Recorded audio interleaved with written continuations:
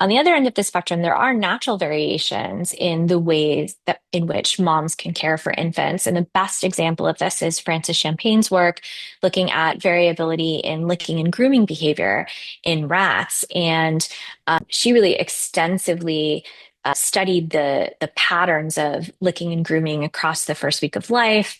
And together with Michael Meany, they sort of identified high grooming moms and low grooming moms. And to be clear, we often will sort of talk about low grooming moms as being the bad moms, or the moms that are, we liken to maltreatment or reduced caregiving. Really, low grooming is still, these infants are still growing and surviving and doing quite fine.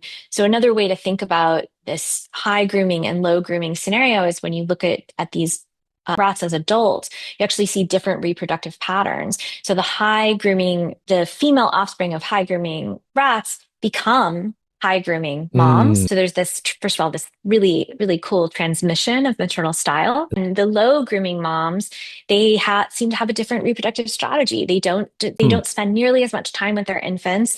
They don't spend as much time grooming, but maybe produce more litters over really? their lifespan So because they have heightened sexual behavior. interesting, interesting. So this is, I didn't really anticipate going here, but this is interesting. And I think there's something more general happening here, which is if we bring in the concepts of R versus K selection, which we normally think about at the species level, these are also present and variable within species. So to unpack what I just said for people, two different sort of modes that we often see in nature for reproductive strategies are what you might call more of the salmon mode. Let me just have as many babies as possible, but not invest so much time and effort into caring for them.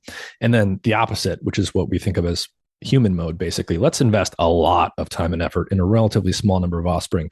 What you're basically saying here is that within one species, within mice, the mothers themselves can exhibit these different behavioral strategies. One will spend a lot of time grooming and tending to her pups, but she won't go out and have as much sexual activity to produce more litters. And then another type of female will basically have the opposite pattern. That's the interpretation of that work. Absolutely.